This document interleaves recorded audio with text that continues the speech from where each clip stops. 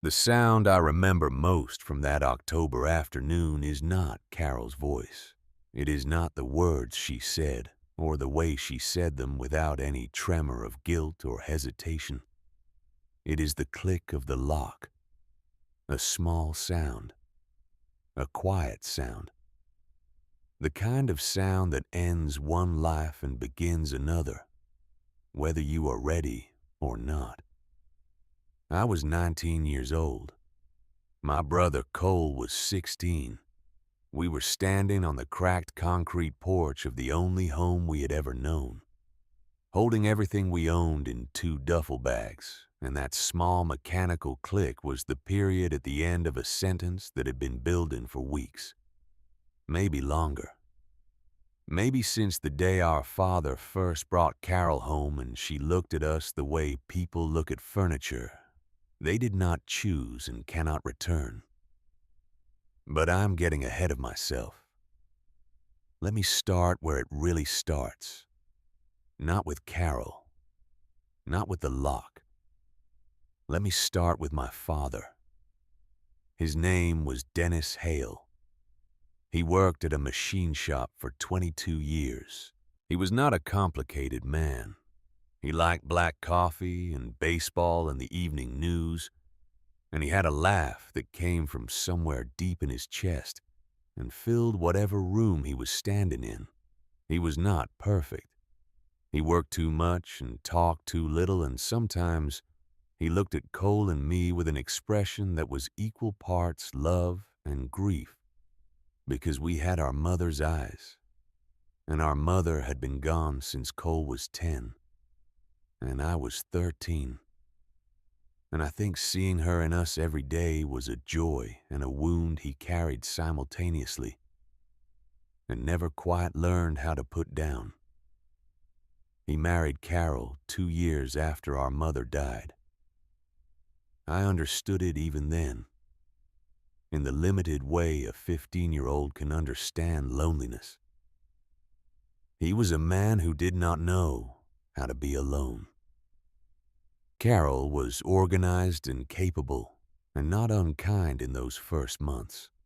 She made dinner. She kept the house clean.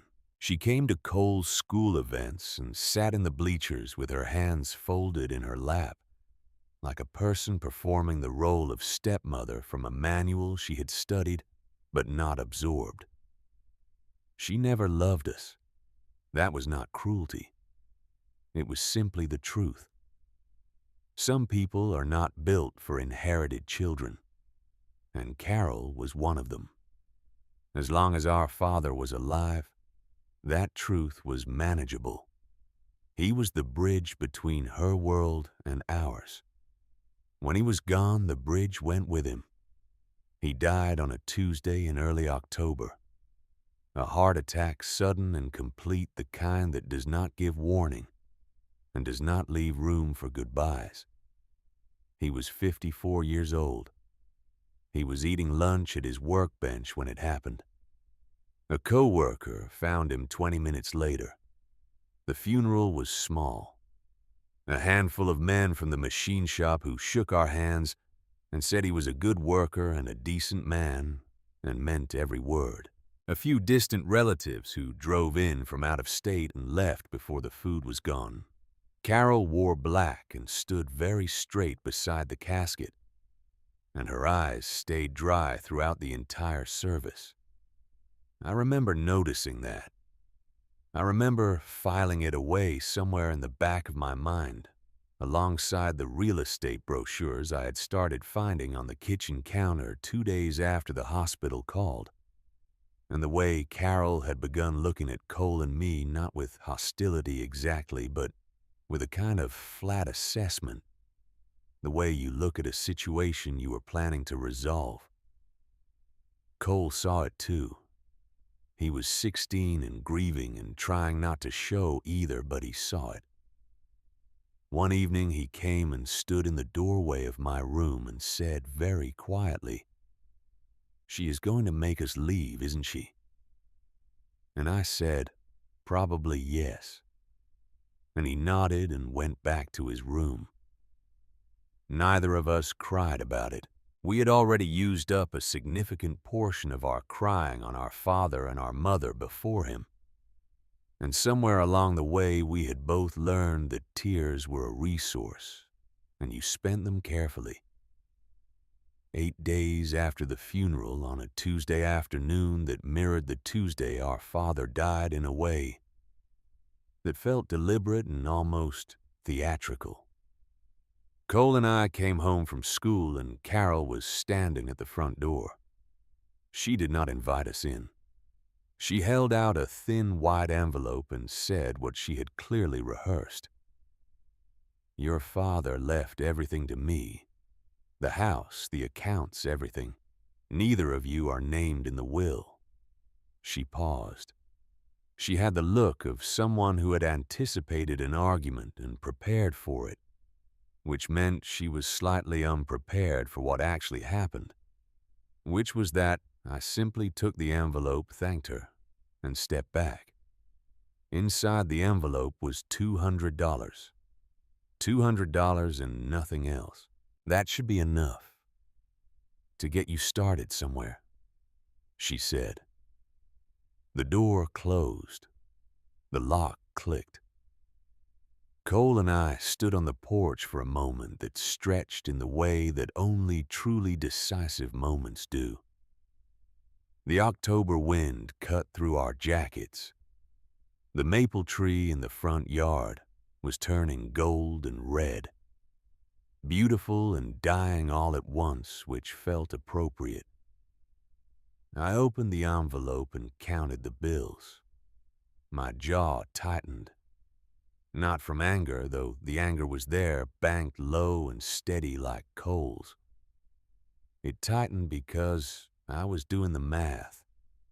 The storage unit across town where we kept our mother's belongings cost $215 a month. Her photographs, her wedding dress, the quilt her grandmother had hand-stitched from fabric scraps saved during hard years, none of it had monetary value. All of it was irreplaceable. Carol knew about the storage unit. Carol knew exactly what $200 meant. It meant we had to choose between our mother's memory and our own survival.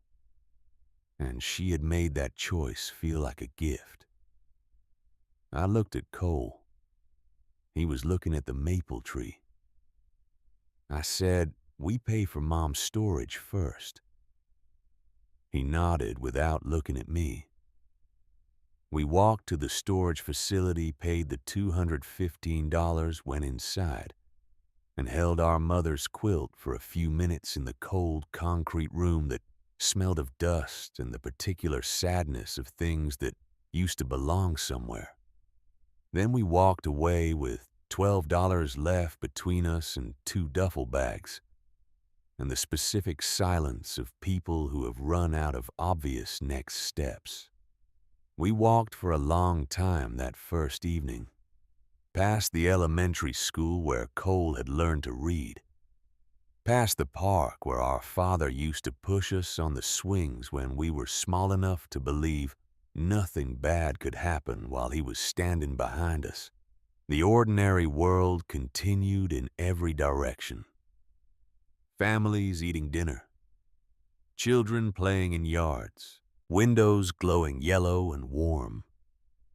It is a particular kind of loneliness being homeless in the town where you grew up, surrounded by the geography of your own life, but locked out of all of it.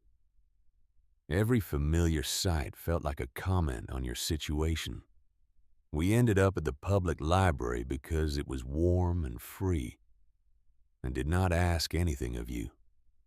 We found a table in the back between nonfiction and periodicals, dropped our bags, and sat down. Cole stared at the table surface. I pulled out my phone and started searching. Youth shelters capacity full. Rooms for rent deposits we could not afford. Part-time jobs that would not pay enough fast enough to matter. I was building something that kept collapsing faster than I could construct it. I did not let Cole see that. I kept my face neutral and my posture straight and my search methodical, because he was watching me the way he had watched me since our mother died, with the particular attention of someone who is taking their cues from another person. And I had decided a long time ago that the cue he would get from me was forward, always forward, whatever forward cost. It was almost 7 in the evening when my phone buzzed with an email notification.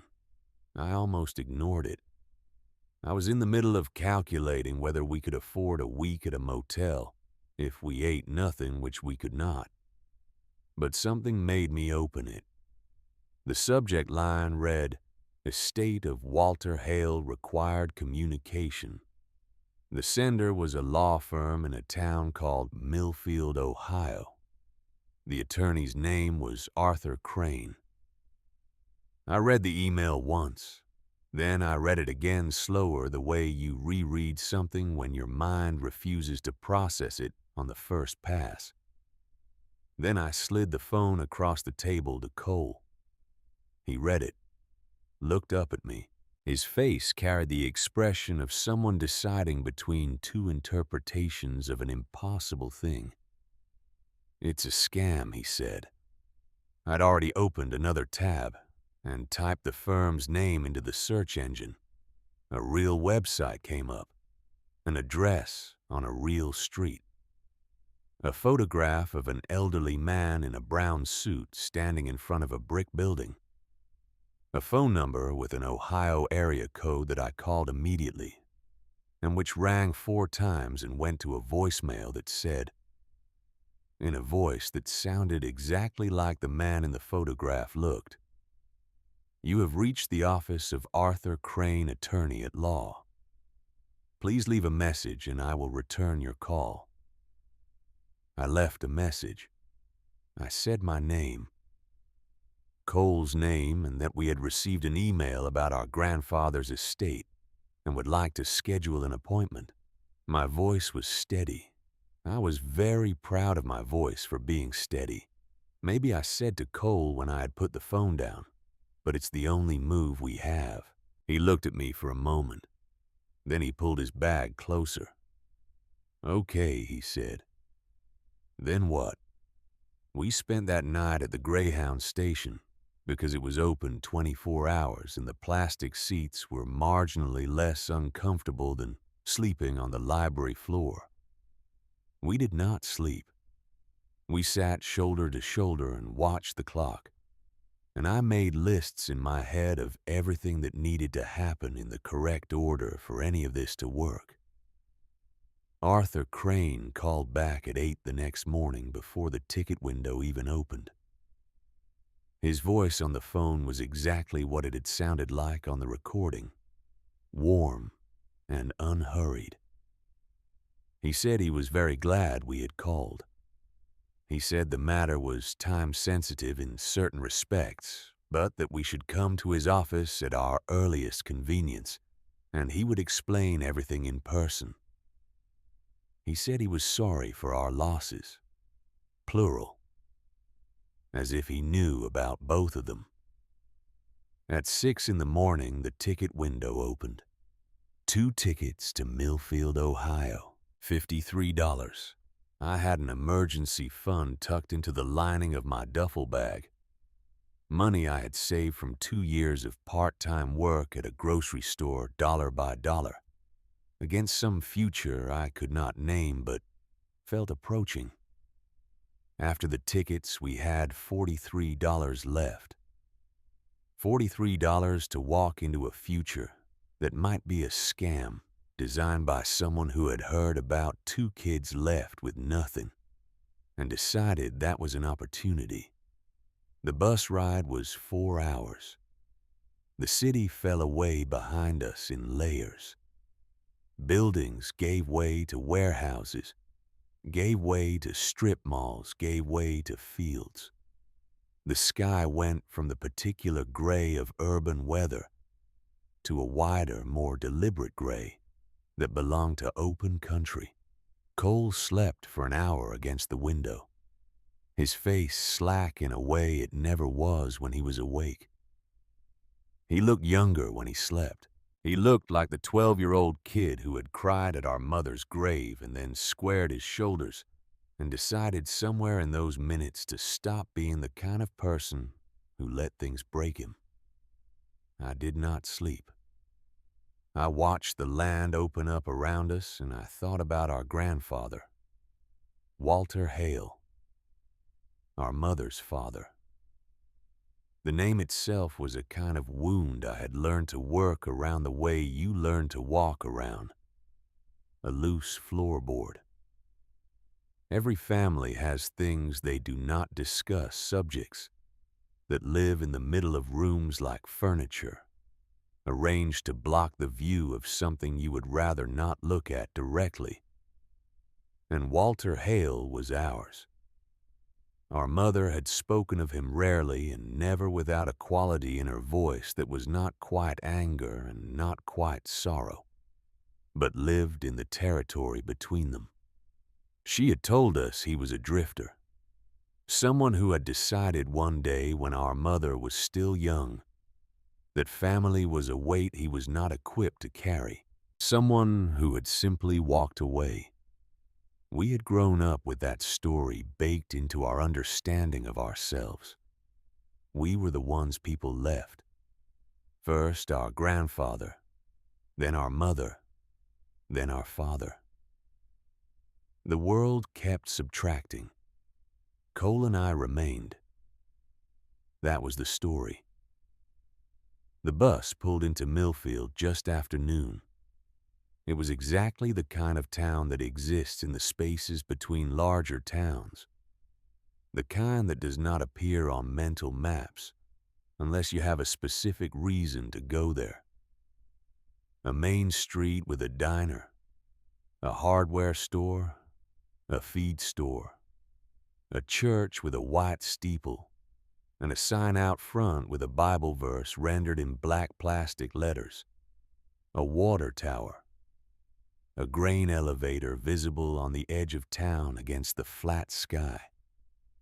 People moved on the sidewalks at the pace of people who had nowhere urgent to be, which is sometimes the pace of contentment, and sometimes the pace of a place that has been slowly emptied of urgency over many decades. They looked at us when we stepped off the bus. Two teenagers with duffel bags and the particular hollowed look of people who have not slept properly in several days. I felt their attention the way you feel weather. Curious, assessing, not unfriendly. The office of Arthur Crane was in an old brick building on the main street that smelled exactly as I had imagined it would, floor polish and yellowed paper, and the specific stillness of a place where difficult things were handled quietly and with decorum. The waiting area had leather chairs that sighed when you sat in them, a frame print of a landscape on the wall, a clock that ticked. Arthur Crane himself appeared in a doorway and said our names. He was in his 70s, slight and upright with kind eyes behind thick glasses and white hair, and the manner of a man who had spent decades delivering difficult news gently and had become very good at it. He shook our hands. He looked at us the way adults rarely look at teenagers, which is to say he looked at us directly with full attention, as if we were the most important people in the room, because we were the only people in the room. He led us into his office, sat across from us at a large desk covered in organized stacks of paper, folded his hands. "I want to begin by saying I am very sorry," he said, "for your father and for your grandfather. I knew Walter for nearly 30 years. He was a good man, a complicated man, but good in the ways that matter most."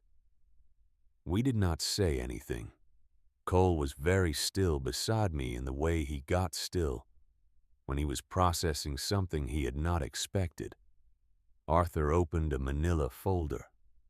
He walked us through it in the direct, careful way of someone who respects the intelligence of the people he is speaking to. Walter Hale had died 3 months ago.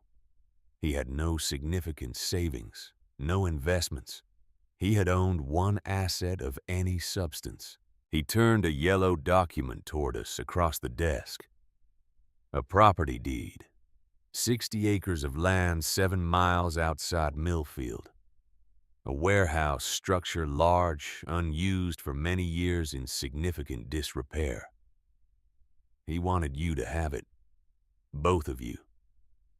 His will is unambiguous. He paused in the way people pause before the part that changes the shape of the conversation. There is a complication. In his final years, Walter's health declined faster than any of us anticipated. He fell behind on the property taxes. The county has placed a lien on the property. The total amount outstanding is just over $11,000. I did not look at Cole. I looked at Arthur. "We don't have that kind of money," I said. "I know," he said. "Walter knew you wouldn't." He thought about that problem for a long time. He reached into the folder and produced a key. It was iron old, heavy, ornate in the way of things made before anyone decided that functionality and beauty were separate considerations. It looked like it belonged to something that mattered. "This opens a locker at the Greyhound station where you came from. Locker 247. Your grandfather rented it 6 days before he died and left it in my name. His instructions were specific. You were to receive this key only after you had legally taken possession of the property." I looked at the key. I looked at Arthur. "How do we take possession if we can't pay the taxes?" "The deed transfer is separate from the lien. The property becomes yours. The debt becomes yours as well." He looked at us with something that was not quite pity, because pity looks down, and he was looking straight across. "There is a processing fee to finalize the transfer according to the terms of Walter's will." He was very specific about the amount. He glanced at the paper, though I had the sense he already knew it by heart. $7. The number sat in the air between us. $7. It was so precise and so small that it felt encoded with something, a message inside the number itself. He wanted it to be something you could manage, Arthur said quietly. Whatever else was true, he wanted to be certain you could claim what he left you. I looked at Cole. He looked at me. And for the first time in 8 days, something shifted in his face. Not hope exactly. Something more like the thing that precedes hope, the decision to act as if hope might be possible. I reached into my bag and counted out 5 crumpled dollar bills and a collection of quarters. Cole added 2 more dollars from his own pocket. We pushed the small pile of money across the polished desk. $7. Arthur accepted it with the gravity it deserved. He wrote a receipt. He had us sign the transfer documents one by one, explaining each one as we went. And when it was done, when the last signature was in place, he slid the iron key across the desk to me. Just like that, we owned a warehouse we had never seen on 60 acres of Ohio farmland. We had never walked. Burdened by $11,000 of debt. We had no visible means of paying with our only path forward, being a key to a locker 300 miles away. We took the next bus back to Dayton that same afternoon. It felt strange retracing the route we had come, the landscape running in reverse, the city reassembling itself through the window as we approached. But the strangeness was overlaid with something I could not yet name, something that was not comfort but was adjacent to it, a thread thin but real connecting us to something larger than the two of us in a bus seat with $43 and nowhere to sleep. The Greyhound station smelled of cleaning fluid and stale coffee in the particular combination of those smells that belongs exclusively to transit spaces. We found the locker bank in a hallway near the restrooms, lit by a single flickering fluorescent bulb. Number 247 was in the middle row. I stood in front of it for a moment with the iron key in my hand, feeling its weight, feeling the age of it before I put it in the lock. The mechanism resisted, then gave. The door swung open. Inside was a military-issue footlocker army green heavy enough that it took both of us to lift it clear and carry it outside to a patch of dead grass behind the station where no one could see us easily. There was a padlock on the hasp. Cole walked 2 blocks to a hardware store and came back with a pair of bolt cutters we paid for with money we could not really afford to spend. He worked the cutters around the padlock shank, leaned into it, and the metal failed with a sharp crack that made me flinch. I lifted the lid. The first thing I saw was money. Not organized, not neat. A thick roll of bills held with a rubber band, the kind of sum that announces itself by its size before you have counted a single bill. Beneath the roll were bundles of letters, yellowed envelopes tied together with kitchen twine.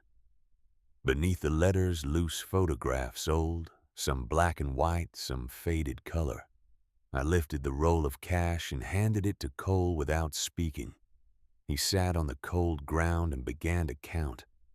His fingers were methodical. His face was arranged very carefully into an expression that gave nothing away. I watched him count. I watched him count again. When he stopped, he looked up at me. His voice came out barely above a whisper. $11,500. The precision of it hit me before I could think of any reason it should. $11,500. The back taxes were $11,000, which left $500 extra. Not $10,000, not $12,000, $11,500 to the dollar. He had known. He had known exactly what we would need, and he had saved it across years of odd jobs and careful living. And he had calculated it and set it aside and left it in a locker so that we would find it precisely when we needed it, and not one day before. He had been thinking about us. For years and years and years, the man we believed had walked away without looking back, had been calculating the exact cost of saving us. My hands were still. I was aware of that specifically, the fact of my hands being still when everything inside me was not.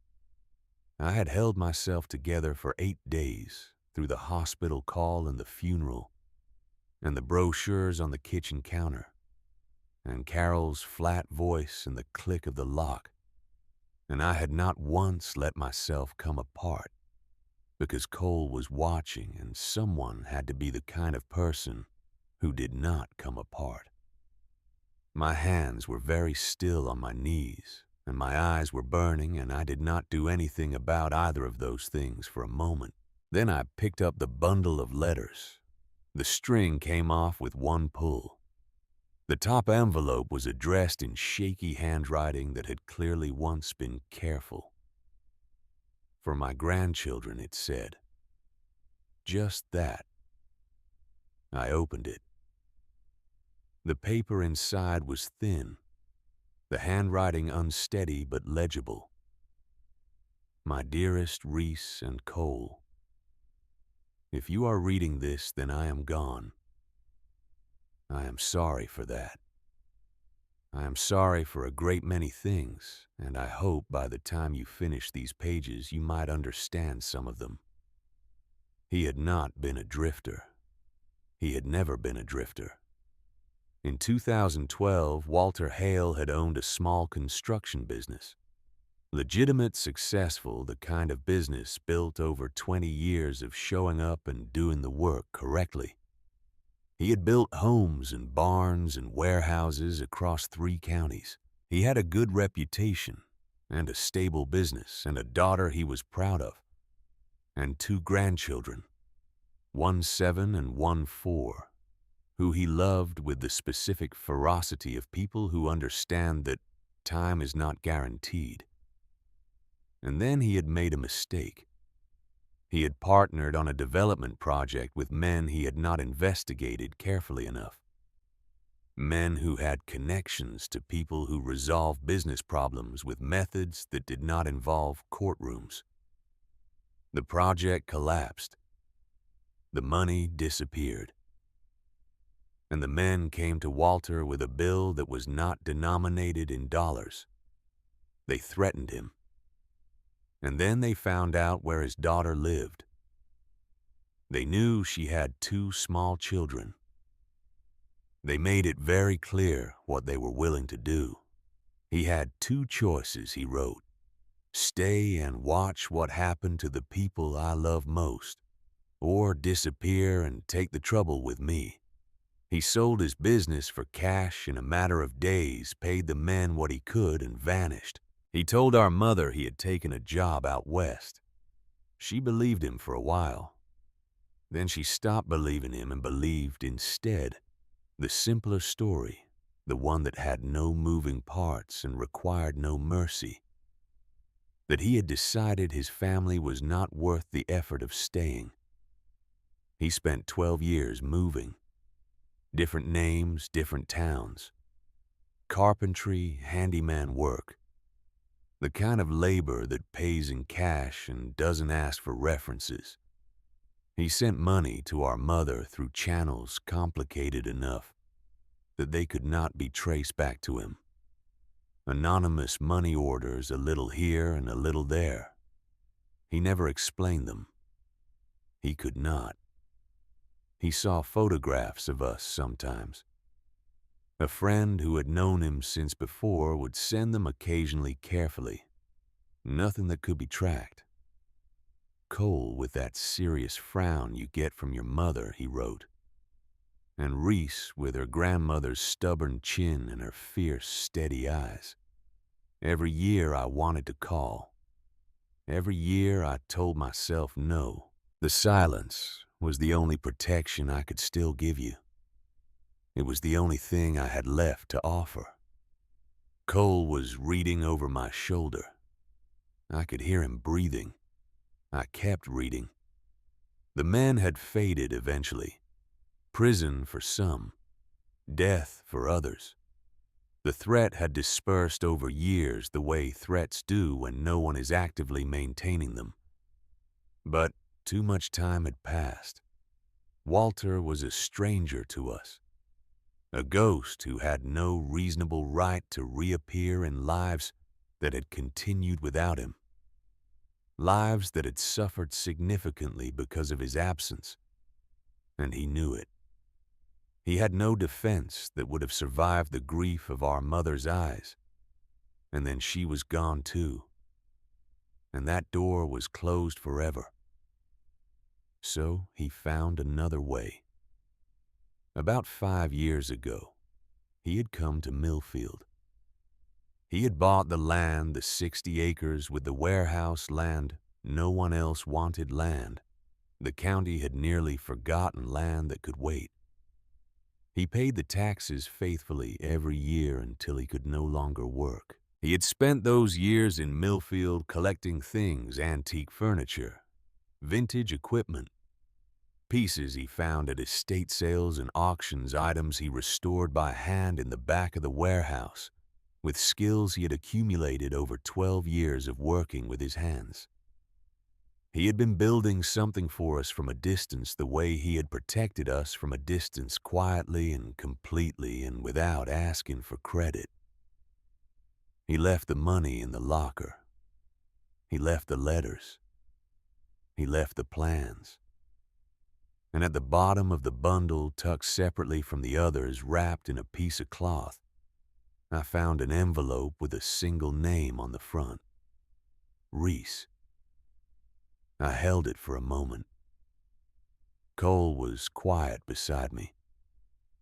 The October wind moved through the dead grass around us. I opened it. Inside was a photograph. Old, the color slightly washed, the edges worn from being handled. A man in his 60s, gray-haired and strong-faced, holding a child of about 7. The child had dark hair and was looking up at the man with an expression of complete trust. The kind of trust that is not decided but simply exists, native and total. The child was me. I did not remember it, but I knew it the way you know your own hands. The setting was the front yard of a house I recognized dimly from a photograph my mother had kept. I turned it over. The handwriting on the back was steadier than the rest. He had written it carefully with intention. You had your mother's eyes and your grandmother's stubbornness. The day I left you were the last thing I looked back at. You were standing in the yard in a blue coat, and you were watching me go. And your face was so serious, like you were trying to understand something that didn't make sense yet. I knew then, even then, that you would be the one to hold everything together. I'm sorry I made that necessary. I'm sorry for all the weight you carried that should have been mine. I love you. I always did. I always will. Whatever you decide to do with what I've left, do it for yourself, not for me. You owe me nothing. All my love, always. Grandpa Walter. I folded the photograph and held it in both hands for a long moment. The wind was cold. The sky was getting dark. Cole sat very still beside me. Then I put the photograph into the inside pocket of my jacket. Against my chest where I could feel it, I stood up, brushed the dead grass off my knees, looked at Cole. My voice when it came was level and forward-facing because there was a direction we needed to move in, and standing still was not it. Let's go see what he left us. My grandfather built a plan precise enough to account for 12 years of absence. He calculated the taxes to the dollar. He mapped the legal strategy before anyone had a reason to use it. He thought through every obstacle we would face and prepared a counter to each one. What he could not account for, what neither of us planned for, was how many people would try to take it from us, including someone we trusted. The bus back to Millfield left at 7 in the morning. We had paid the $215 for our mother's storage unit from a separate fold of the cash, handled that first, before anything else, because some things are not negotiable regardless of circumstance. The remaining money was divided into 3 portions and distributed across our bags in the way that people who have had nothing learn to protect what they suddenly have. We did not sleep on the bus. We sat with the footlocker between our feet and watched Ohio move past the windows in the gray early light, the fields wide and flat and beginning to show the first hard frost at their edges. Cole did not talk much on the ride. He was reading the letters again slowly, the way you read something the second time, when the first reading was too much to fully absorb. I watched the landscape and thought about the 60 acres we were riding toward, and the warehouse we had never seen, and the $11,000 in taxes we were about to pay to a county office on behalf of a man we had only just begun to know. The county assessor's office was a low brick building 2 blocks off Millfield's main street. The woman behind the counter had the particular efficiency of someone who has processed countless transactions involving properties in various states of distress and feels no particular emotion about any of them. She took the cash, counted it, stamped the paperwork, and handed us our copy without looking up. Just like that, a debt that had been accruing across the final years of our grandfather's life was resolved. We walked out into the cold morning air with $453 left and a deed that was fully ours. The property was 7 miles outside town. There was no bus route that went that direction, which we had already established, so we walked. The road moved through town, and then away from it. Asphalt, becoming gravel, becoming dirt. The houses growing farther apart until they stopped appearing altogether. The land opened up on both sides, fields stretching to the horizon, under a sky the color of old pewter. Our breath came out in small white clouds. Our bags were heavy. We walked without speaking for a long time, which was not unusual for us. Cole and I had always communicated efficiently in the way of people who have spent years sharing limited space and had learned which silences were comfortable and which were not. This one was comfortable. We were moving towards something. That was enough. We saw the warehouse before we saw the gate. It sat in the middle of a cleared area surrounded by 60 acres of overgrown grass and trees gone skeletal with November. The structure was enormous, a long, low building of corrugated metal, its surface a patchwork of faded red paint and advancing rust. The roof had a visible sag toward the center.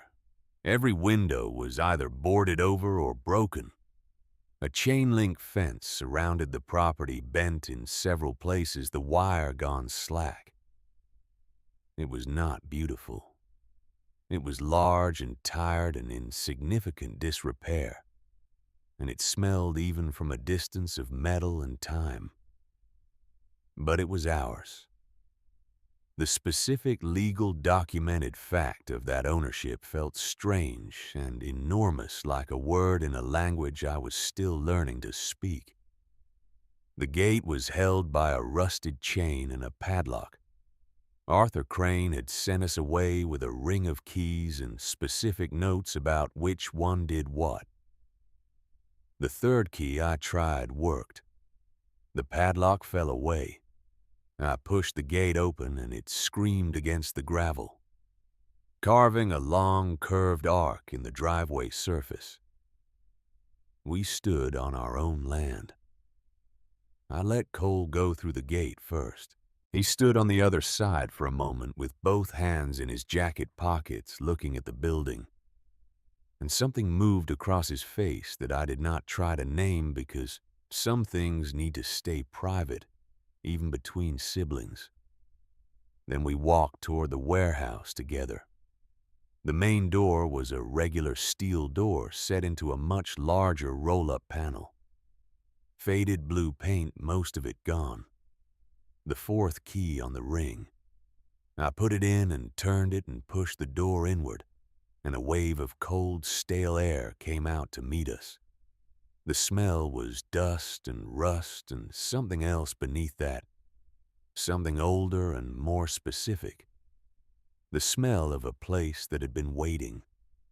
We stepped inside. The darkness was total at first, with only the rectangle of light from the doorway behind us, and a few shafts coming through the skylights 40 feet above. Filtered through years of grime into something barely distinguishable from the surrounding dark. As our eyes adjusted, the scale of the space became apparent. It was cavernous, The ceiling was a complex web of steel beams and trusses lost in the shadows above. The concrete floor stretched out in every direction, vast and littered with debris. Along one wall, old workbenches sat buried under years of accumulated dust. In the center of the floor, the ghost outlines of where heavy machinery had once been bolted were still visible. Cole exhaled slowly. He said, "It's definitely big." That was his version of finding something to say when there was nothing adequate to say. I almost smiled. We explored the building for the better part of an hour, moving through it with our flashlights from Arthur's inventory of supplies, casting light into corners and along walls. In one far corner, partially concealed by a collapsed shelving unit, we found what Walter had described in his letters. A section of the warehouse that was different from the rest. Cleaner, more deliberate, with new electrical conduit running along the wall, and fresh lumber framing partially erected.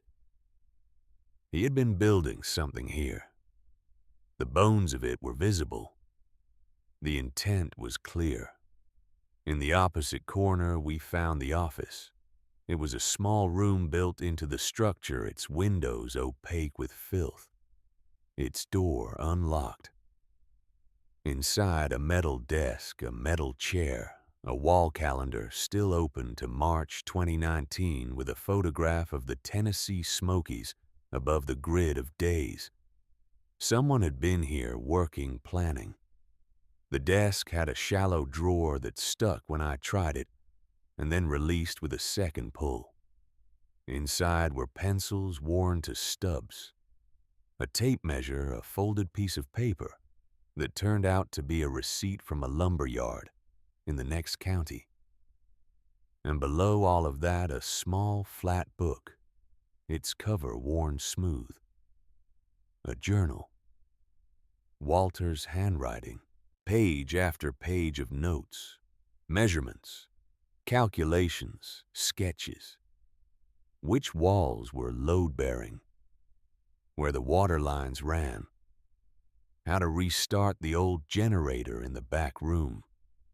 The load capacity of the roof trusses? The specifications for the electrical sub-panel he had begun installing. He had not just bought this land. He had been studying it the way you study something you intend to transform. We cleared the desk, wiped it with the sleeves of our jackets, set up the propane heater in the corner of the office, laid out our sleeping bags on the floor, and ate granola bars for dinner in the thin light of the battery lantern. The heater ticked and hissed. Outside the office walls, the warehouse groaned in the wind with the sound of a large animal settling. This is where we decided to stay. Not because it was comfortable, because it was ours, and because there was no other option. And sometimes the absence of other options clarifies things considerably. The next morning, I woke before Cole and sat at the desk with the journal and Walter's letters spread in front of me. I read through the journal, systematically making notes on the back of the lumber receipt, because there was no other paper.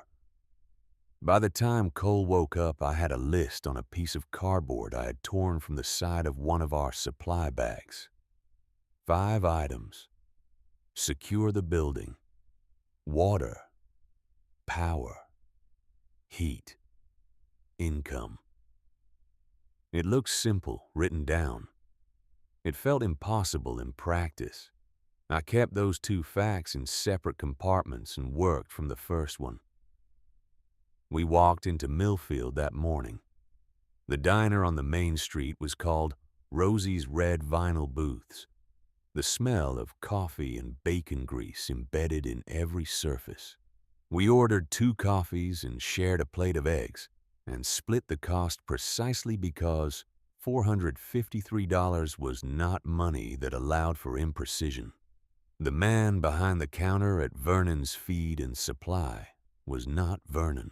He was a man named Leland Dyer, and he was in his middle 60s with the weathered, deliberate quality of someone who has spent most of his life outdoors doing work that matters and knows it. He had large, careful hands and eyes that assessed you the way a person assesses a structural problem, looking for where the weakness is and what it would take to shore it up. We told him we had inherited the old property on Route 7, the warehouse. He put down the inventory clipboard he had been holding. He said Walter Hale's grandkids. It was not a question. You knew him. Cole said, everybody who's been in this town more than 5 years knew Walter. Leland came around the counter and stood in front of us. He was tall and took up space without being aggressive about it. Quiet man. Kept to himself mostly, but good. Real good. He had a way of showing up when people needed something done and not making a production of it.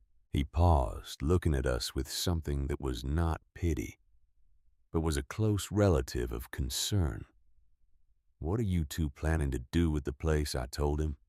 I did not soften it or inflate it. We were going to live there while we fixed it.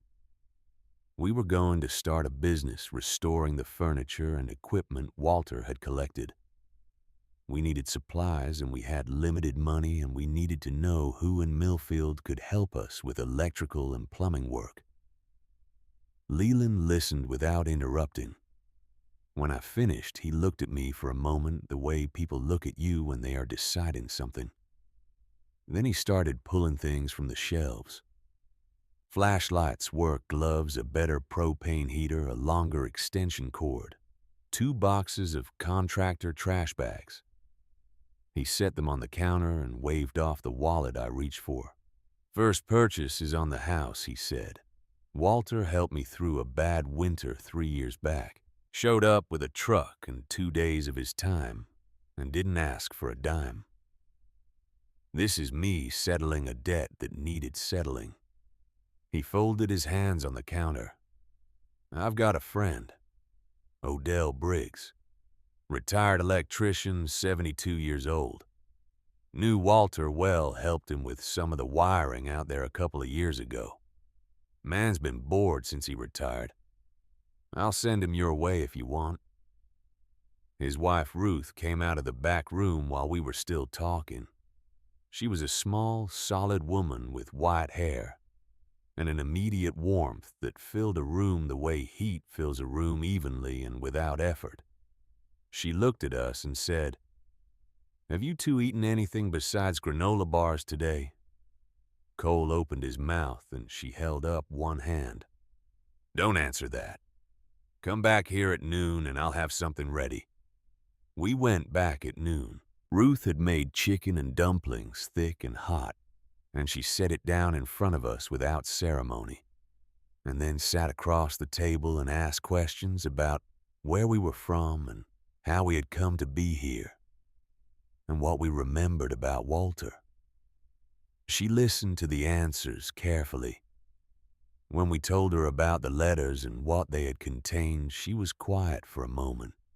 Then she said I had a feeling about him, the way he worked on that property, like it was for someone, like he was expecting someone. Odell Briggs came to the warehouse 2 days later, just as Leland had promised.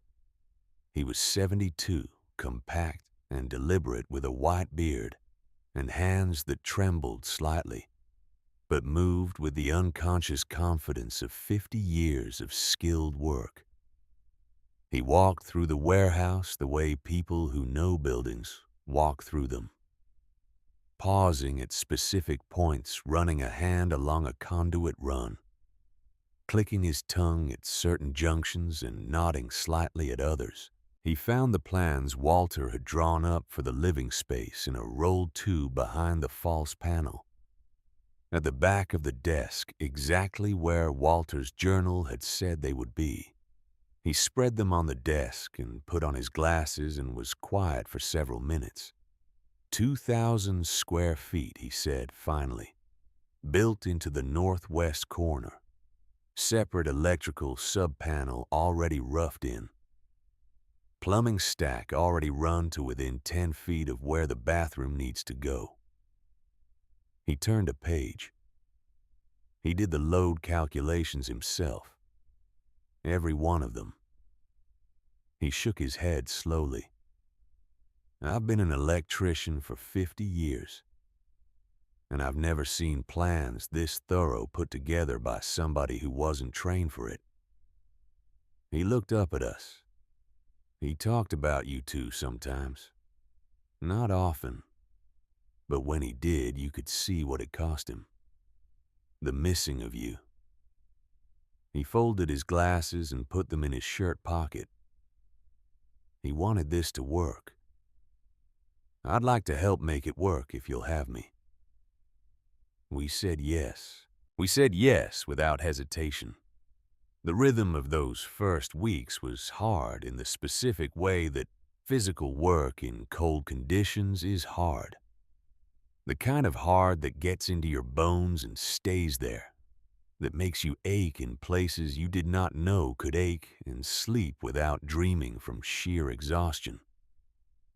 Cole and I worked during the days on the visible problems, clearing debris, boarding broken windows, learning by trial and error.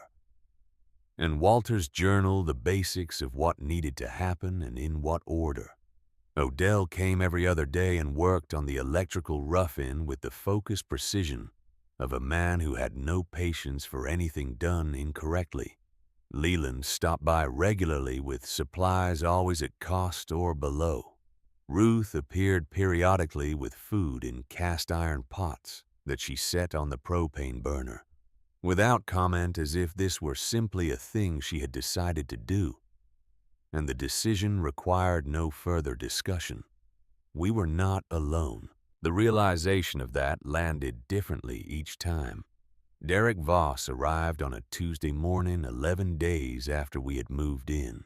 He came in a black pickup truck, polished to a shine that was wrong for a gravel road, and he wore a suit and shoes that announced he was accustomed to floors that did not have debris on them. He was in his 40s, dark-haired, with the easy bearing of a man who had been told yes enough times that no still surprised him. He extended his hand when he reached us and introduced himself as a representative of Ridgeline Development Corporation. He was pleasant. He was very pleasant. He showed us a figure in a folder and explained clearly, and without apparent aggression, that the county had plans to expand the road that ran past our property, and that this would significantly affect land values in the area, and that Ridgeline was positioned to handle the complexities of development in a way that two people without experience in commercial real estate would find difficult to navigate on their own. The figure was $100,000. I looked at the number. I looked at Derek Voss. I said no. He blinked. The pleasantness held. Perhaps you'd like to think about it, he said. Take a few days. Our answer is no, I said. This land belonged to our grandfather. It belongs to us. It is not for sale. He studied me for a moment the way people study things they intend to come back to. Then he said he understood completely and hoped we would reach out if our thinking changed. And he got back in his truck and drove down the dirt road, and I watched the truck until it disappeared around the bend at the edge of the property. Cole came to stand beside me. Think he's done, he said. No, I said. He wasn't. 4 days after Derek Voss's visit, Inspector Harmon arrived at our gate.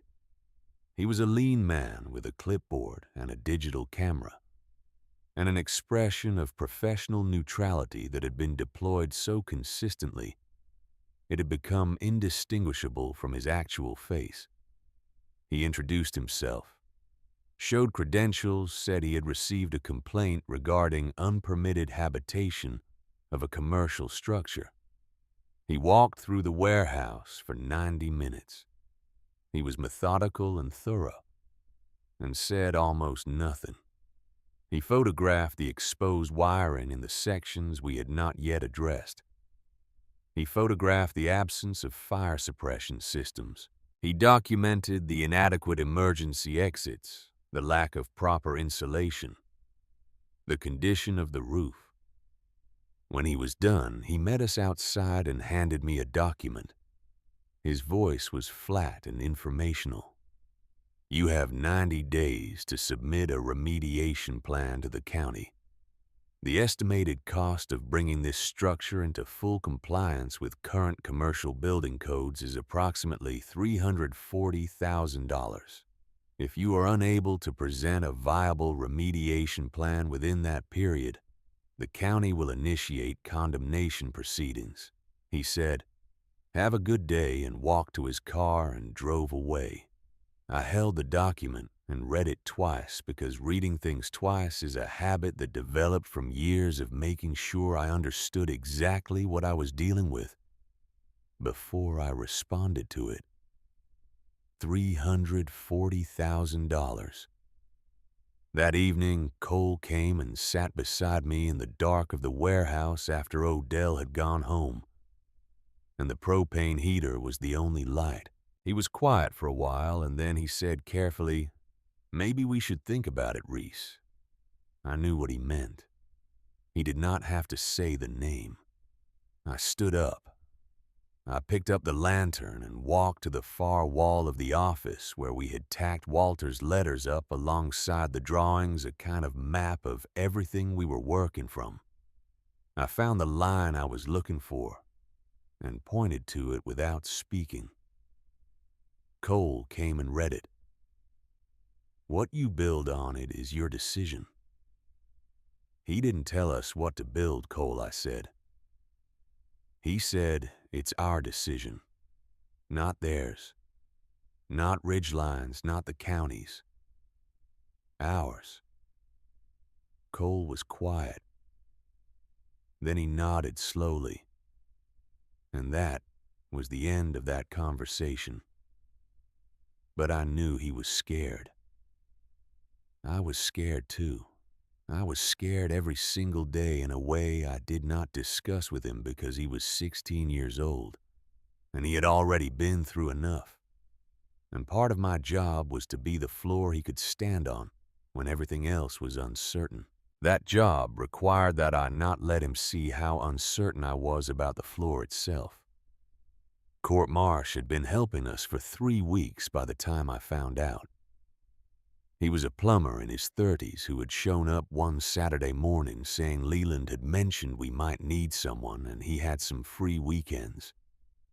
He had worked well and without complaint and had not asked us for anything in return, and I had trusted him in the uncomplicated way you trust someone whose actions have given you no reason not to. I was crossing the main floor of the warehouse on a Thursday afternoon when I saw him standing in the far corner near the section with the most significant code violations, holding his phone up in a way that was not casual. He was not making a call. He was photographing the exposed wiring, the structural gap in the east wall, the section of roof where water had come through during the last rain and stained the concrete below. I stood still for a moment. The specific coldness that moved through me was not anger exactly. It was more like the feeling of a calculation completing. I walked across the floor toward him. He did not hear me coming until I was close. He dropped the phone to his side and turned around, and his face told me everything before I said a word. "How much did they pay you, Court?" I asked. He did not answer. He could not quite meet my eyes, which was also an answer. "Get off our land," I said. "Don't come back." He left without speaking. I stood in the spot he had vacated and looked at the corner he had been photographing and thought about how the violation reports had escalated so specifically and so quickly after his arrival. How Harmon had documented things that were not visible from any approach other than the interior of the building. Ruth was there that afternoon. She had come by with food and had been in the office when it happened. When I came back in, she was standing at the desk with her hands folded. She looked at me and then she crossed the room and put one hand on my shoulder. She did not say anything. She just left her hand there for a moment. I did not move away from it. I stood still and let it be there. Then I said, "We need to keep working," and she said, "Yes, we do." And we did. Cole came back from Leland's store an hour later. He put down the supplies he had been carrying and looked at my face and said, "What happened?"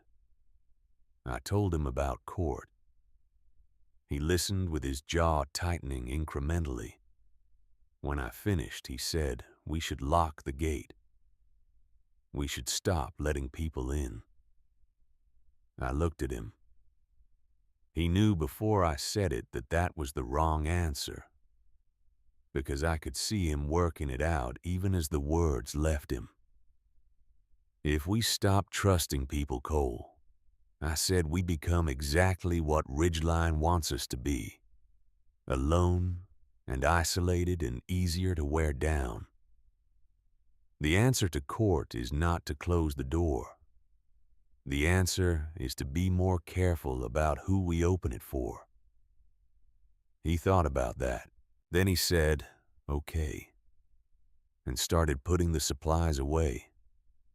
Derek Voss found Cole alone at Leland's store the following week. I was not there. I had sent Cole for hardware and stayed at the warehouse to meet Odell about the sub-panel installation. Cole came home and told me about it immediately the same evening without any preamble or softening. He said Derek had approached him in the parking lot and made an offer of $350,000. He had called Cole the smart one. He had called me emotional. He had suggested that Cole was doing me a favor by convincing me to sign. Cole had said nothing to Derek Voss. He had finished loading the supplies and driven Leland's borrowed truck back to the warehouse. He stood across from me in the office and gave me the account in full and watched my face while he did it. I was quiet for 3 full breaths after he finished. Then I said, "He went to you 'cause he knows he can't move me." "That means we're winning." Cole looked at me for a moment. Then something shifted in his expression. Not relief exactly, more like the arrival of a perspective he had not previously had access to. That night I could not sleep, not because of court or Derek Voss or the $340,000 estimate or the 60 days remaining on our deadline. All of those things were present and real, but I had put them where I put things I could not solve before morning, which was in a contained space in my mind that I had built and maintained since I was 13 years old. Because a 13-year-old who has just lost her mother and has a 10-year-old brother looking to her for evidence that things can be managed learns quickly where to put the things that cannot yet be managed. I was restless with something else. Something I could not name yet. I got up at 2 in the morning and took the flashlight and walked out into the main floor. I had done this before in the weeks we had been here, moving through the building in the dark. The way you move through a place that is becoming familiar, learning the sounds it makes, and the way it settles, and the particular quality of its silence. I found the warehouse had a kind of presence at night that was different from its daytime character, slower and more patient, as if in the absence of activity it returned to something essential. I moved to the far end of the building, a section we had not fully explored, where old storage shelving had collapsed and the floor was littered with the debris of decades. I was picking my way through it when my boot caught on something. A section of the concrete floor that was not continuous. A seam where there should not have been one. I crouched down, ran my hand along it. The section moved. Not much, but enough. I used a piece of rebar from the debris pile to lever it up. Underneath, set into a carved-out space in the subfloor, was a metal box, not locked. I lifted it out and sat on the cold floor with my back against a support column and opened it. Inside, papers. Bank statements, property correspondence, county notices. And beneath all of that, a thick envelope. My name on the front in the same hand that had written the letters and the notes in the journal, and the words on the back of the photograph I carried against my chest. Just Reese. Nothing else. I opened it in the beam of the flashlight and began to read. The handwriting was steadier than the final letters had been. This was written earlier when he still had more time than he would have later. It read with a different quality, less the urgency of a man finishing things and more the deliberateness of a man who has thought carefully about what he needs to say. Reese, I know you're the one reading this alone, probably in the dark while Cole is asleep. You always stayed up so others could rest. That's your mother in you. It was in her too, that specific, exhausting generosity. The inability to stop holding things together, even when you needed someone to hold things together for you. I want to tell you something I should have said in person across a kitchen table. The way grandfathers are supposed to say things. I'm sorry that I can't. I want you to know what is in this box. Below these papers there is a full account of the furniture and equipment I have collected and restored in the back section of the warehouse where the tarps are covering the work. I started collecting 5 years ago. Estate sales, mostly some auctions. Pieces that were worth something if someone took the time to care for them properly. I took the time. There is a handwritten inventory and my best estimate of current value. As of last year, the collection was worth approximately $50,000. It is the seed of what I meant for you to build. I also want you to know that what you are building here is not just a business or a home. It is the answer to a question I have been carrying for 12 years. The question of whether what I did was worth it. Whether leaving to protect you was the right choice or only the choice that felt like the right one in a moment of terror. I cannot answer that for you. Only what you do with what I've left can answer it. I believe you are going to do something remarkable with it. I have believed that since you were 7 years old, and standing in the front yard in a blue coat, watching me drive away with an expression on your face that I have carried every single day since. You were not crying. You were watching. You were already trying to understand. That's who you are, Reese. You are the one who tries to understand things all the way through, even when the understanding costs something. I love you. I am proud of you. I was always proud of you. All my love, always. Grandpa Walter. I sat with that letter in my hands for a long time. The warehouse was silent around me. The flashlight made a circle of light on the floor that contained the letter, and my hands and nothing else. Then I stood up, picked up the metal box, and walked back through the dark warehouse to the office where Cole was sleeping. I stood in the doorway for a moment looking at him. 16 years old, and already carrying more than most people carry at 30. I set the box down on the desk. Then I crossed to where he was sleeping and put my hand on his shoulder and shook him gently awake. He surfaced quickly the way he always did, always alert, always ready. I found something I said. You deserve to read it too. He sat up, rubbed his eyes, looked at my face and then at the box on the desk. He got up without asking questions and came and sat beside me. And I handed him the letter and watched him read it in the light of the lantern. When he finished, he was quiet for a long moment. Then he said, $50,000. Yes, I said. He looked up at me. That's enough for the renovations. It's enough for the renovations and a start, I said. But first we need someone who can keep Ridgeline from using the county to take it from us before we get there. He nodded. His jaw was set. He looked less like a 16-year-old at 2 in the morning than like someone considerably older who had arrived at a conclusion. I need to call someone in the morning, I said. A lawyer, Leland mentioned. Willa Pruitt. Okay, Cole said. We sat at the desk together in the lamplight with Walter's papers spread in front of us, the inventory, and the plans and the correspondence, the full account of what our grandfather had built for us. Outside the warehouse, the Ohio night was cold and dark and enormous. Inside, the propane heater ticked. The lantern burned.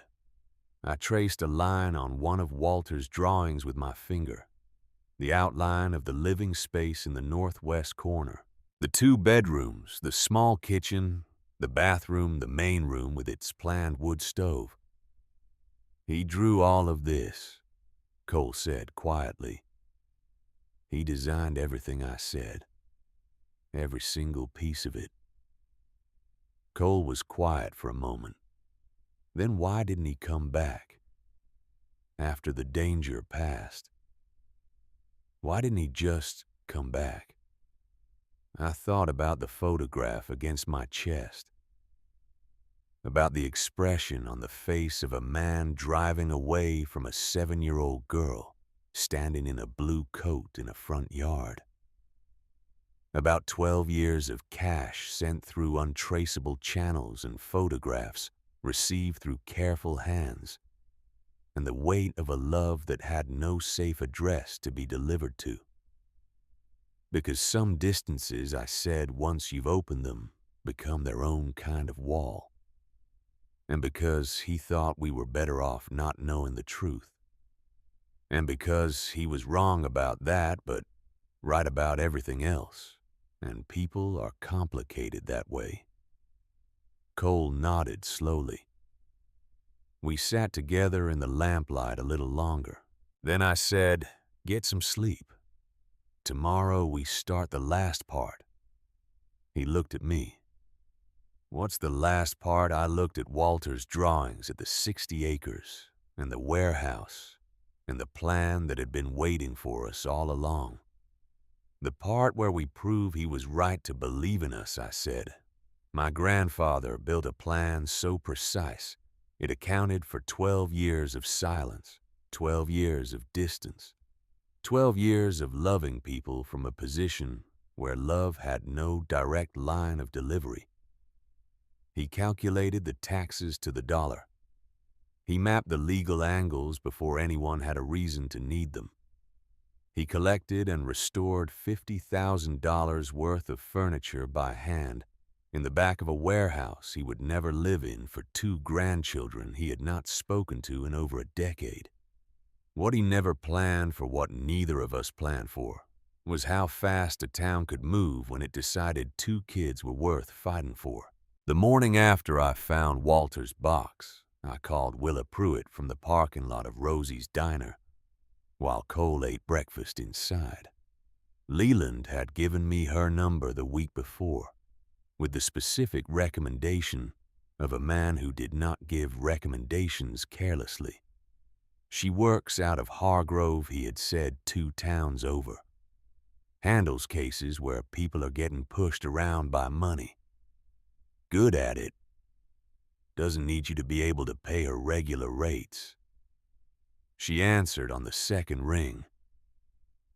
I told her the situation in the order that mattered not chronologically but by weight. The property. The lien we had already resolved. The $340,000 remediation estimate. The timeline of Ridgeline's offers against the timeline of the county's escalating enforcement. The complaint we believed Court Marsh had been paid to manufacture. The 90 days that had become 60. She listened without interrupting. When I finished, there was a brief silence that felt like calculation rather than hesitation. "Come in tomorrow," she said. "Bring everything. Every document, every letter, every county notice. And bring your grandfather's plans." Her office in Hargrove was on the second floor of an old commercial building, spare and organized bookshelves along every wall. A desk covered in stacked files that suggested volume of work without suggesting disorder. Willa Pruitt was in her early 40s, dark-haired with the kind of focused stillness that belongs to people who have learned to think faster than they speak.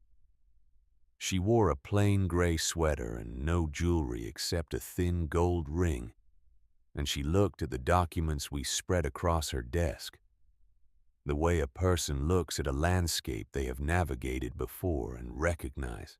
She read for 20 minutes without speaking.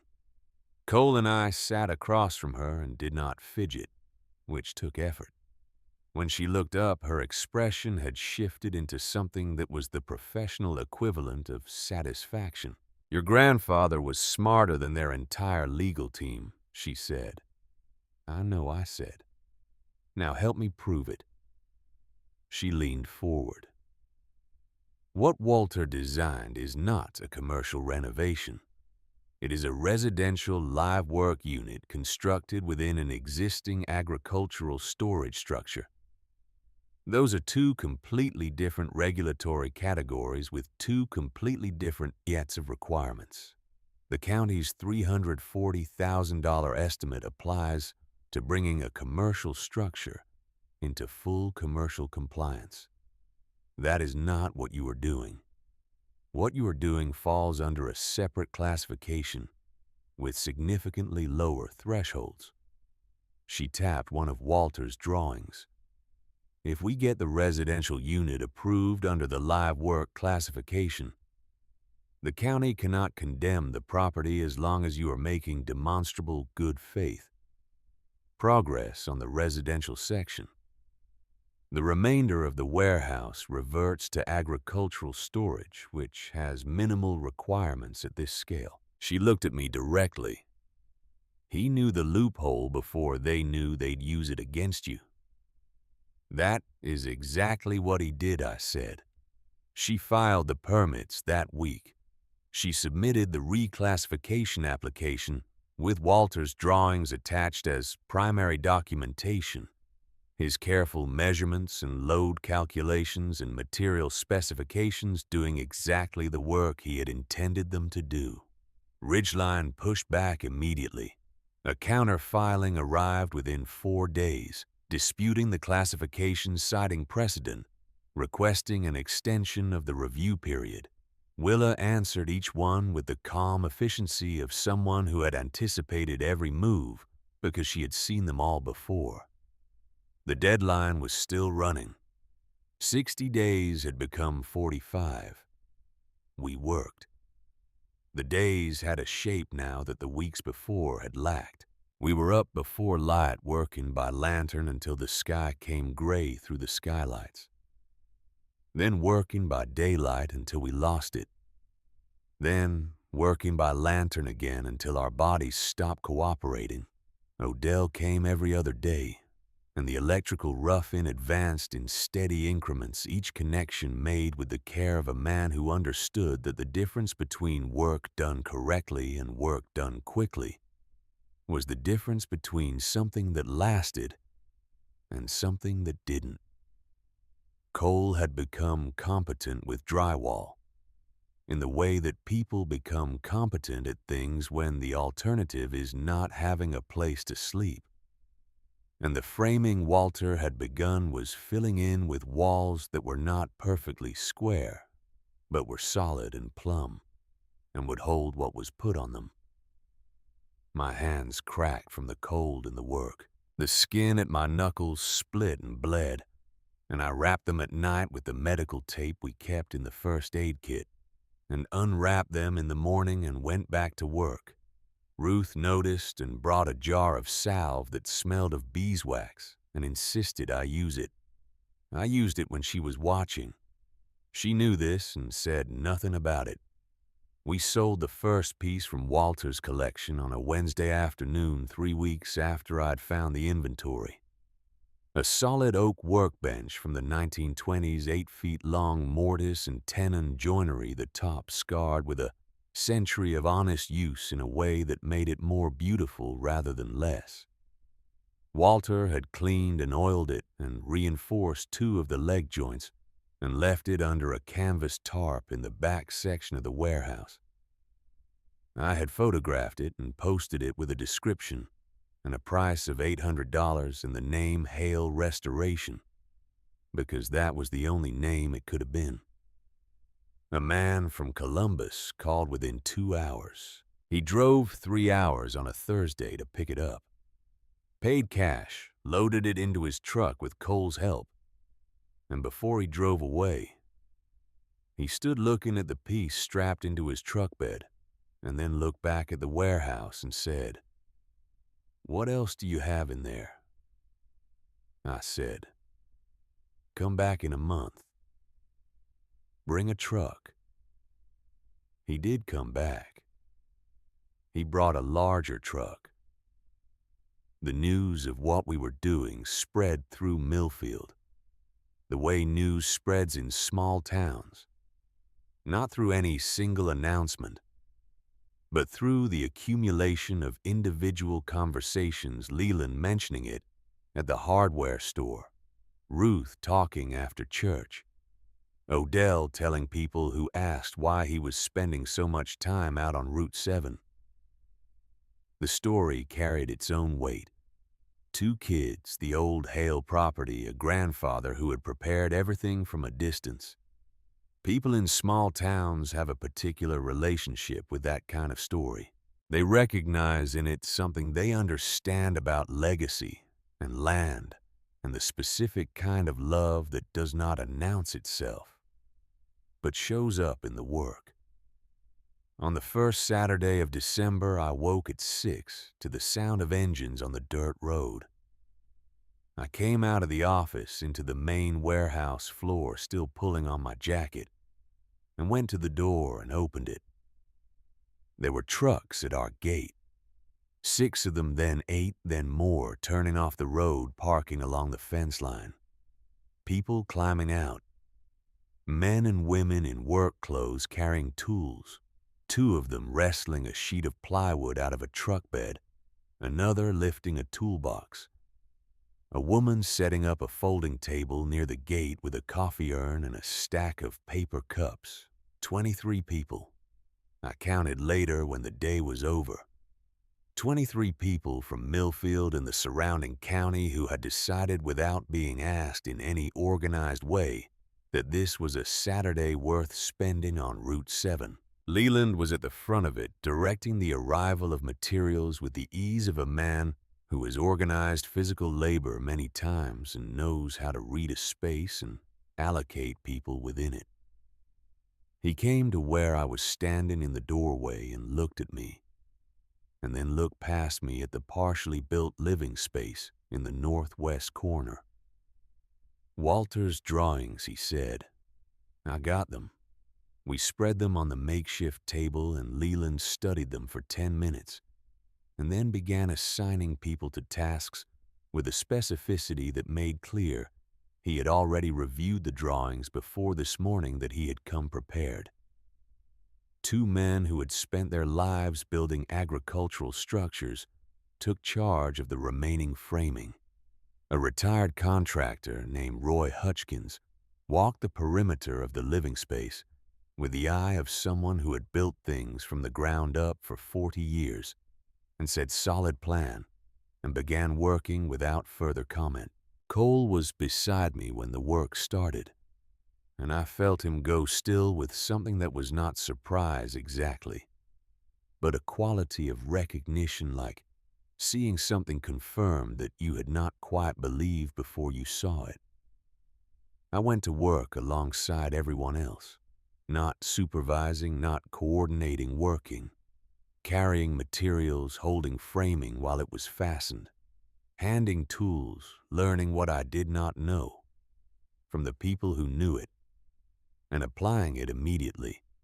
There is a specific satisfaction in physical work done in company, the rhythm of it, the way a group of people working toward a shared visible goal develops a kind of collective momentum that individual effort cannot replicate.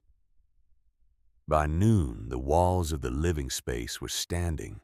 By mid-afternoon, the ceiling joists were in. Ruth's coffee urn was refilled twice, and the food she and two other women had organized moved through the crowd, and people ate standing up and went back to work. Cole was hanging drywall in the afternoon with a man named Harland, who was 68 years old and had done it for 30 years, and corrected Cole's technique twice and complimented it once, which Cole told me later was the best ratio he had ever encountered. Derek Voss drove past at 3 in the afternoon. I did not see the truck until it had already slowed to nearly a stop at the gate, and by then I had straightened from the work I was doing and was watching it. The black truck sat at the gate for a long moment. 23 people moving over the property, lumber, going up tools, running the particular organized noise of people doing work that is going to produce something. Derek Voss's face was not visible behind the windshield, but the truck itself communicated everything that needed to be communicated about what this scene meant for Ridgeline Development Corporation's timeline. Then the truck moved on. It did not stop. It did not come back. Odell was standing beside me. He said, without looking at the road, "I think that fellow just realized something." "What's that?" I said. "That this stopped being about money a while back," he said. "And he's just now catching up." By the end of that weekend, the structure of the living space was complete. In the weeks that followed, the systems went in. Odell oversaw the electrical with the focused care he brought to every inch of it, checking each connection twice, labeling every circuit in the sub-panel in his careful block handwriting. A plumber named Gareth Wills, who had heard about the project through Leland and showed up one Saturday with his tools and an apology for not coming sooner, ran the water lines and set the fixtures and got the water heater working on a Wednesday afternoon that felt like a minor miracle.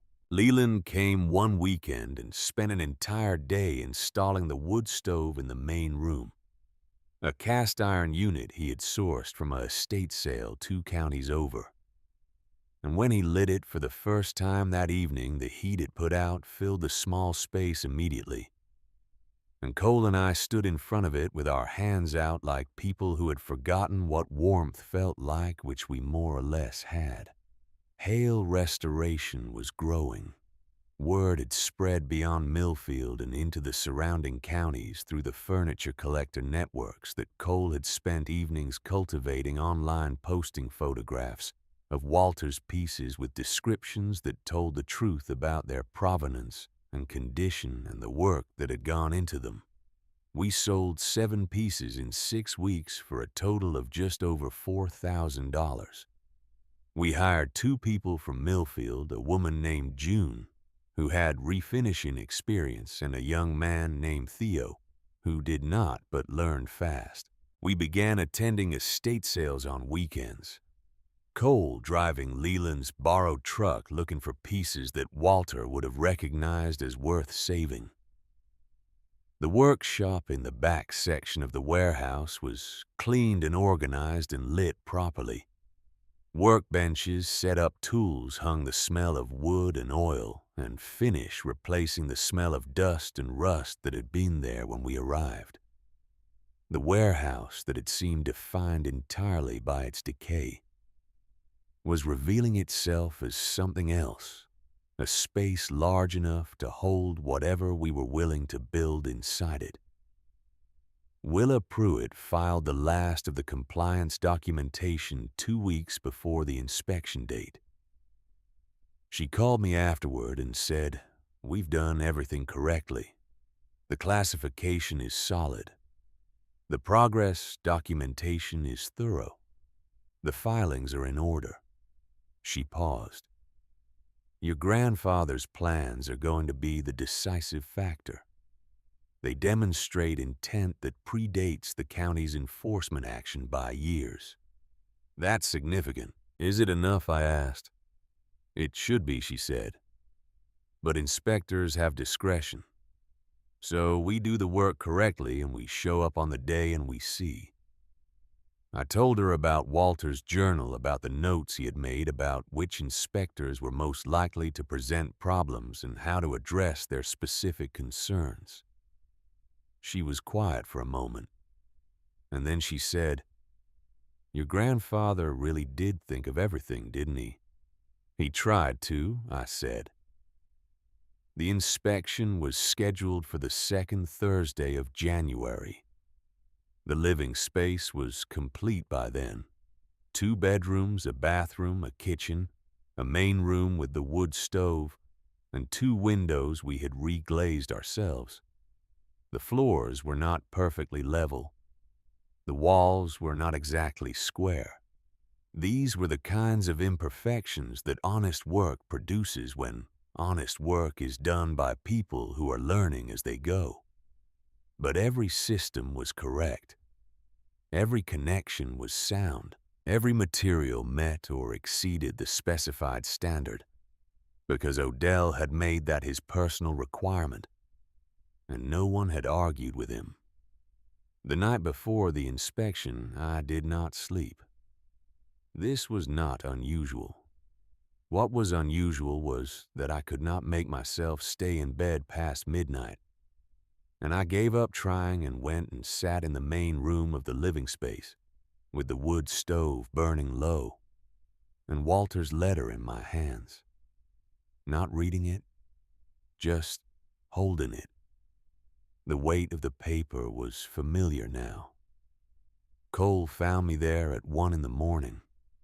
He sat down across from me without asking why I was up or offering the kind of reassurance that neither of us had ever been very good at giving or receiving. He just sat there. The wood stove ticked. The warehouse was quiet around us. After a long time, he said, "You know what he would say right now if he were here." What I said. Cole thought about it. "Probably something about checking the permit documentation one more time," he said. I almost laughed. I actually almost laughed, which felt like something significant given where we were. "He'd be right," I said. "He was usually right," Cole said. "About most things." We sat there together in the warmth of the wood stove until the sky outside the high windows began to lighten from black to gray, and then I got up and started coffee, and we got ready for the day. Inspector Harmon arrived at precisely 9 o'clock. He drove a gray county vehicle and parked it at the gate and walked to the door of the living space without looking at the rest of the property, which suggested he was here for a specific purpose and intended to fulfill it without distraction. He was, as I remembered him from the first visit, lean, neutral-face clipboard in one hand and camera in the other. The practiced blankness of someone who inspects things for a living and has learned to withhold visible reaction as a professional discipline. Willa was there. Odell was there. Leland and Ruth were there, standing slightly back from the entrance, Cole stood beside me at the door. Harmon nodded to us and stepped inside. What followed was 2 hours of the most concentrated silence I have ever experienced. He worked through the living space methodically, room by room, system by system. He tested every electrical outlet with a polarity tester he carried in his shirt pocket. He ran every faucet and checked under every fixture for leaks. He measured the thickness of the fire-rated drywall in the hallway with a tool I had not seen before. He examined every smoke detector, every carbon monoxide alarm, every emergency egress window, opening them and measuring the clear dimensions against whatever standard lived in his clipboard. He checked the clearances around the wood stove. He measured the pitch of the bathroom drain. He wrote on his clipboard continuously. He did not speak. He did not make the small sounds that people make when they are satisfied or unsatisfied with what they are seeing. His face gave nothing. We stood in the main room, those of us who were there, and we did not speak either, and we did not move more than necessary. And the 2 hours passed the way time passes when the outcome of something important is being determined by a process you cannot influence slowly and with great weight. When he was done, he stood in the middle of the main room. He looked at the wood stove and the reglazed windows and the floor Cole and Leland had laid, and the kitchen Ruth had helped us wire, and the walls we had hung in the cold of November, with our hands cracking and our breath coming out white. He looked at all of it for a long moment. Then he looked at me. "I have been doing this job for 23 years, he said. His voice was the same flat informational tone it had always been, but something in the pace of it was different. I have seen a great many renovation projects. I have seen people cut corners in ways that were creative and in ways that were simply careless. I have seen minimum compliance, and I have seen work that met the standard and nothing beyond it." He stopped. He looked around the room one more time. "This is not minimum," he said. "This is quality work. Work that was done correctly, not because it had to be done correctly, but because the people doing it decided it would be." He shook his head slightly, a small motion that seemed involuntary. "I don't know how two people your age built something like this, but you did." He reached into his folder and produced a green sticker. The certificate of occupancy seal pre-signed with the county stamp. He pressed it to the inside of the main room window with a deliberate motion, smoothing the edges with his thumb. "This unit is approved for residential habitation," he said. He picked up his clipboard and camera and moved toward the door. At the threshold, he stopped and looked back at us over his shoulder. "For the record," he said, "I never received any formal complaint about this property." He held my gaze for exactly one beat. Then he walked out. The door closed behind him. I stood in the middle of the room with the green sticker on the window, and the sound of his footsteps receding across the warehouse floor. And I understood what he had just said. Not the certificate of occupancy. The other thing.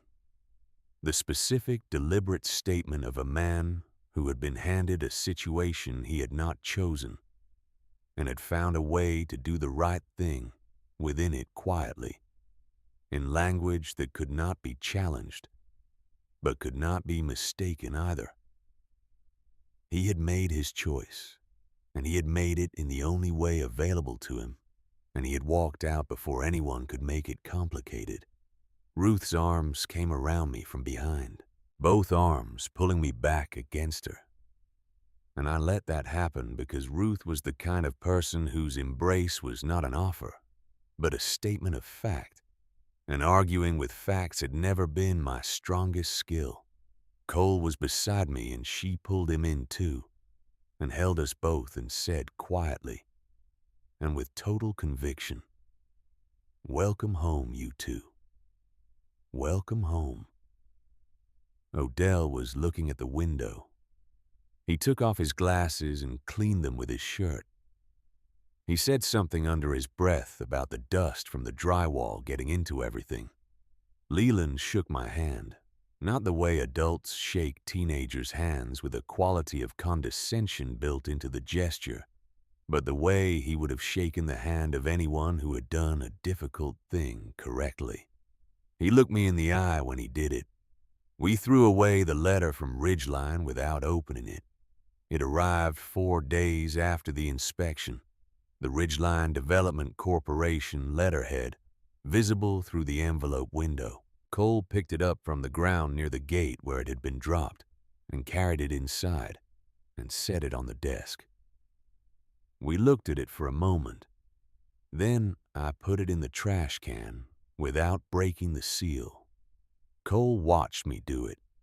Neither of us said anything because some things do not require comment. Spring came to Millfield the way spring comes to that part of Ohio slowly. And then all at once the fields moving from frozen gray to the tentative green of early growth. The trees recovering their leaves in stages, the sky opening up from its winter compression into something wider and more generous. The 60 acres around the warehouse, which had been dormant and skeletal all winter, began to show what they were beneath the dormancy.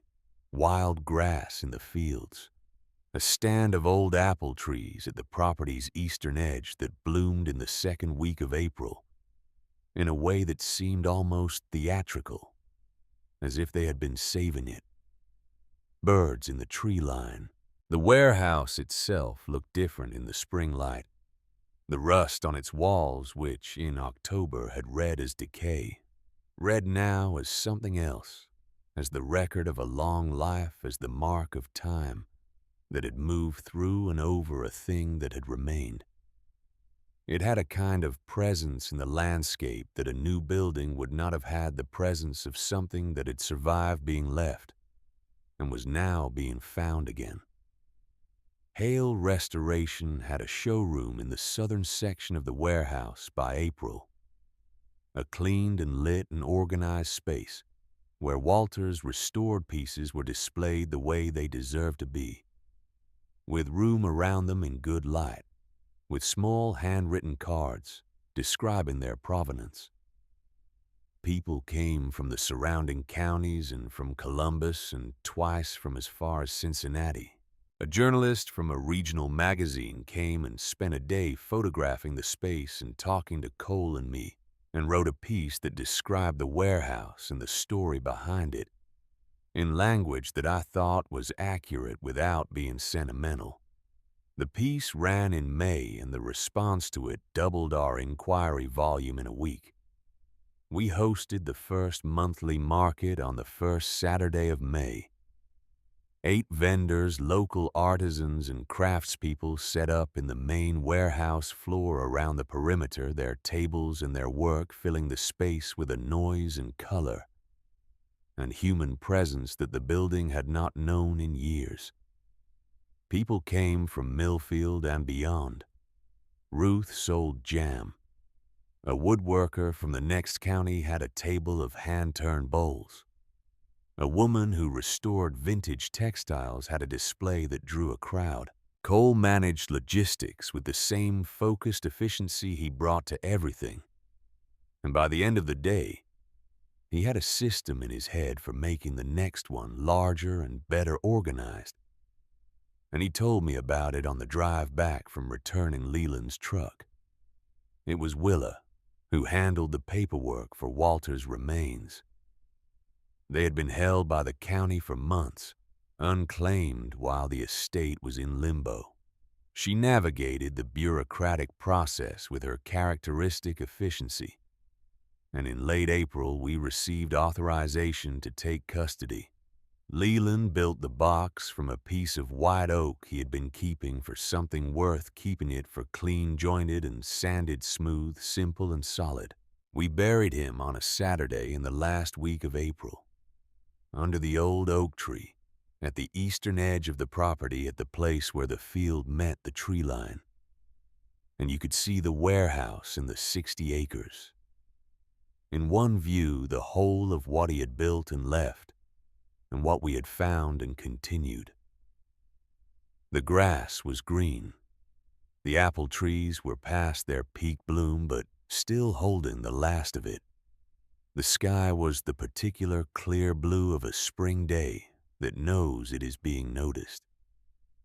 The whole town came, or enough of it that the distinction did not matter. They came in their trucks and their cars, and they stood in the field in the spring light, and they were quiet in the way people are quiet when they understand that something real is happening.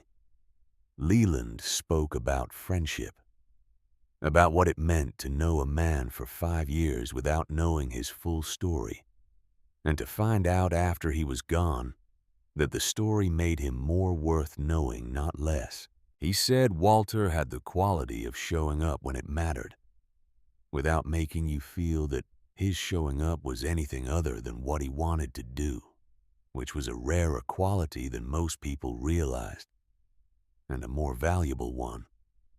Odell spoke about work, about the specific dignity of a man who learned a trade in the second half of his life and practiced it with the care of someone who understood that the things you build outlast you and should therefore be worth outlasting.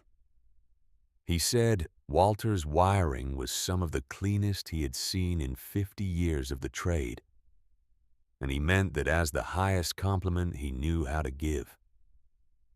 Ruth read a passage from Psalms in a clear, steady voice that carried across the field. Then it was my turn. I had the letter in my pocket. The last one, the one from the box under the floor. The one written in the steadier hand of a man who still had time when he wrote it. I took it out and held it for a moment in the spring light. Cole was beside me. Willa and Leland and Ruth and Odell and the people of Millfield were arranged in the field around the oak tree and the simple box Leland had made. The warehouse stood behind us, its rust-colored walls warm in the afternoon light. The green certificate of occupancy sticker still visible on the window of the living space. From this distance, a small bright mark against the old metal. I began to read. I read the parts about what he had left us and why. I read the parts about the silence and what it had cost him. I read the part about believing in people from a distance, about how love does not require proximity to be real, about how the most important things he had ever felt, he had felt while looking at photographs of 2 children he could not call. My voice did not break. I had promised myself it would not. Not because I was ashamed of what it would mean if it did, but because I wanted the words to land clearly. I wanted every person standing in that field to hear them the way they were written without interruption. And then I reached the last lines. I paused, not because my voice was failing, because the moment asked for it, because some words deserve the space around them. I looked out over the 60 acres, the green fields stretching to the tree line, the apple trees at the eastern edge, the warehouse with its rust and its history and its new green sticker, and the sound faint from here of the business running inside it, the evidence of what we had made from what he had left. I looked back at the letter. This land is the last piece of our family I read. It is the only thing I have to give you, a piece of earth that belongs to you. What you build on it is your decision. I folded the letter and held it in both hands and stood at the grave of a man I had only known through his words and his work and his specific, enormous, silent love. The spring wind moved through the field. The grass bent and recovered. The weeks after the burial had their own quality, quieter and more settled than anything that had come before. Hale restoration continued to grow in the way that things grow, when the foundation is correctly laid steadily and without drama each week, slightly more than the week before. June and Theo had become reliable and skilled. Cole was managing the online presence and the estate sale sourcing with an efficiency that made me occasionally forget he was 16. I was handling the accounts and the vendor relationships and the ongoing development of the showroom. And at night I sat at Walter's desk in the living space we had built from his drawings and did the numbers by lamplight, the way he must have done his numbers alone and deliberately with the specific satisfaction of understanding exactly where things stand. One afternoon in May, I found Cole sitting on the small porch we had built off the main room of the living space, looking out over the property. He had one of Walter's letters in his hand. He did not look up when I came out and sat beside him. The sun was low, and the light it made across the 60 acres was the warm amber of a late afternoon in a good season. "Do you think she knew?" Cole said after a while. "He meant our mother." I thought about it honestly, the way I try to think about things. The money orders she had never explained. The way she had spoken of Walter, not with hatred, but with the particular exhausted sorrow of someone who has given up trying to understand something rather than someone who has understood it and found it unforgivable. Maybe, I said. Maybe she suspected something. Maybe she decided it was easier not to know the truth than to live with it. Cole nodded. He looked at the letter in his hand. "I used to hate him," he said. "All those years I thought he just left. I built a whole story around it, about what kind of people we were, the kind people leave. I knew that story. I had built the same one. And now," I said. He was quiet for a moment. "Now I think about a man who spent 12 years alone working cash jobs and living in rooms the size of this porch, sending money he couldn't explain to a daughter who didn't know why it was coming." He paused. "That's not someone who left. That's someone who stayed in the only way he had left." "Yes," I said. "That's exactly what it is." The light moved across the field. Somewhere in the warehouse behind us, the business was running, the sounds of it familiar now, June's voice, and the rasp of a plane, and the smell of finish coming through the open door. The monthly market was 2 weeks away, and the vendor list was full, and Cole had designed a simple printed map of the space that he was unreasonably proud of and that I had told him was very good, because it was. I had the photograph in my jacket pocket. I carry it always. Walter holding a 7-year-old girl in a blue coat in front of a house in summer. Both of them caught in a moment neither of them knew was the last of its kind for a very long time. I took it out and looked at it in the afternoon light. Cole leaned over and looked at it with me. He had seen it many times by now. He looked at Walter's face the way the man was looking at the child he was holding, with an expression that was not complicated at all, that was in fact one of the simplest and most legible things I had ever seen on a human face. Cole said you think he'd like what we did with the place. I looked at the photograph, at Walter's eyes, at the specific quality of attention in them, the way he was looking at that 7-year-old girl, as if she were the most important thing in the landscape. I think he already knew we would, I said. The sun moved lower. The field held the light the way fields do at the end of a good day, evenly and without hurry, as if there is no reason to rush the transition from one state to another when the current state is this. Cole went back inside after a while. I stayed on the porch. I have thought often in the months since we came here about the click of the lock, the sound that ended one life and began another. Carol could not have known, standing at that door with her envelope of $200, that she was not ending anything at all, that the click of the lock was not a closing, that it was the sound of everything beginning. We were loved. We were always loved. The love was just taking a form we had not been taught to recognize, arriving in cash in unmarked envelopes and iron keys and old plans tucked in a tube behind a false panel, in a warehouse on 60 acres of Ohio farmland that a man had spent 5 years preparing so that 2 people he could not call would have somewhere to land when they needed it most. A piece of earth that belongs to you. What you build on it is your decision. We made our decision. We made it on the cracked concrete porch of the only home we had ever known. With 2 duffel bags and $12 and the sound of a lock in our ears.